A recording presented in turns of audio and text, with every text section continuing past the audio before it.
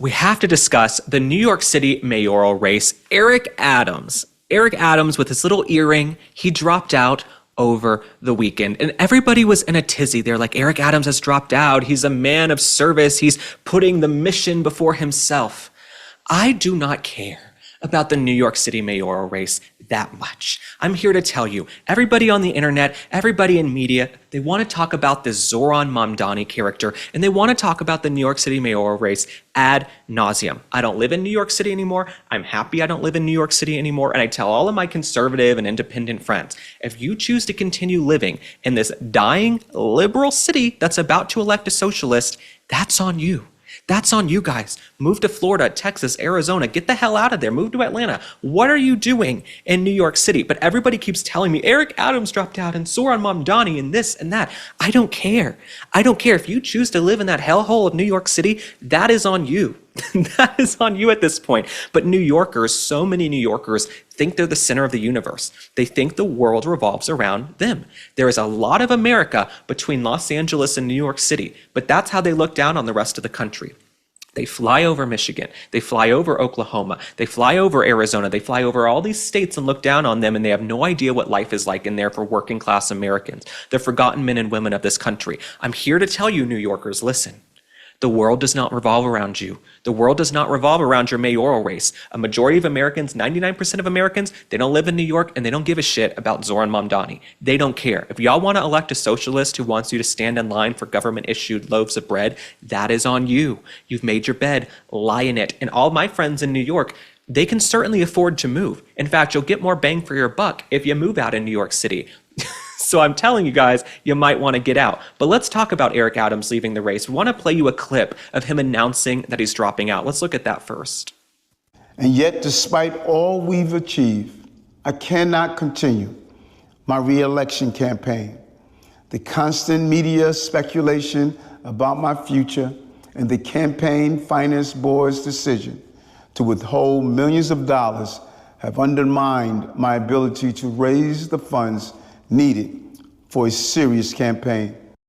I have never been a huge Eric Adams person, right? Eric Adams to me was always much more interested in going to the Met Gala, hanging out with Anna Wintour, hanging out with famous celebrities and wearing fabulous clothes, than he was actually working for the folks of New York City, the folks who pay their taxes and live in the city. He was more interested in lifestyle. He was more interested in being fabulous and cool and living that lifestyle than actually getting work done. Now, they've tried to sort of build Eric Adams into this resistance figure because they hate Mamdani so much. They're trying to do revisionist history and paint Eric Adams as this great guy who loves New York City. He didn't do that much for New York City. We all hated him when he was mayor. You know what I'm saying? And now he's a disgraced mayor. But because the bar is so low, it's in the seventh ring of hell, we're giving him the second look. Now, Adams also issued a warning to New York City in his announcement. Let's take a look at that. But I must also sound a warning. Extremism is growing in our politics. Our children are being radicalized to hate our city and our country. Political anger is turning into political violence.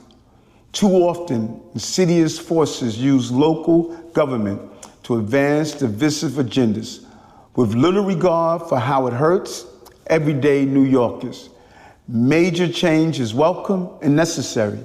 But beware of those who claim the answer to destroy the very system we built together over generations.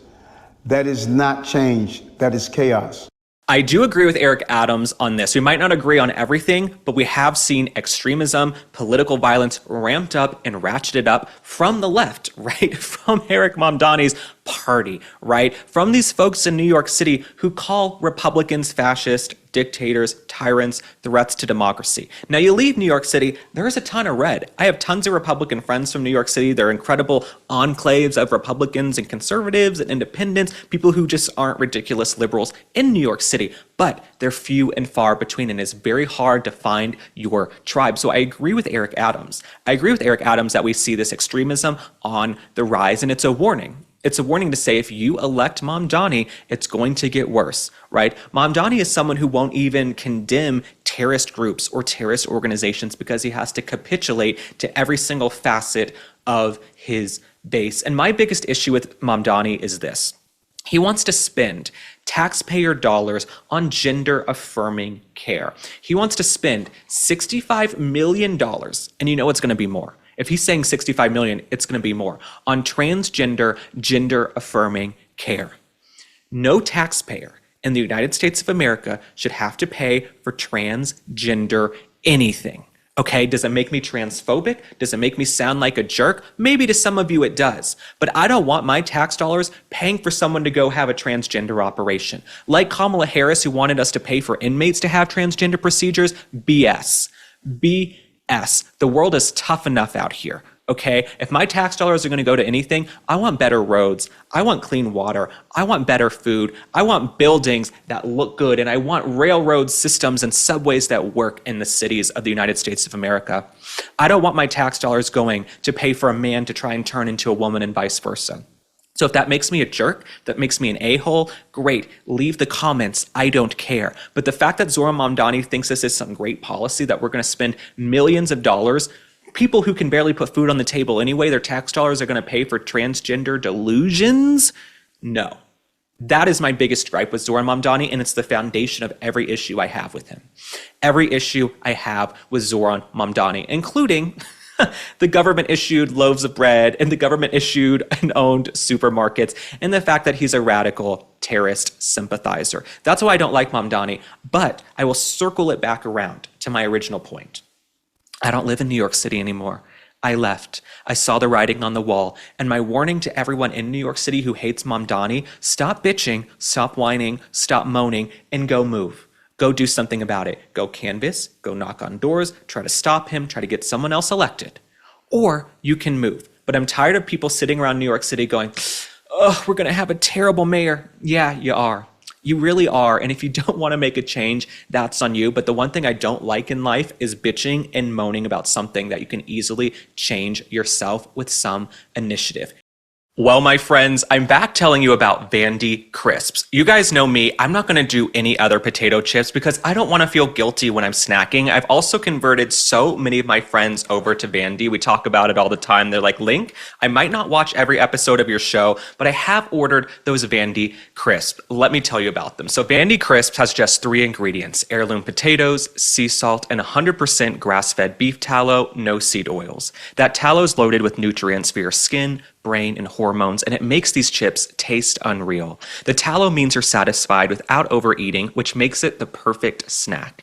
You need to give Vandy a try, so go to vandycrisps.com/link and use code LINK for 25% off your first order. That's vandycrisps.com/link and code LINK for 25% off your first order. And if you don't feel like ordering online, that's fine. Vandy is now available nationwide at your local Sprouts supermarket. So stop by and pick up a bag before they're gone.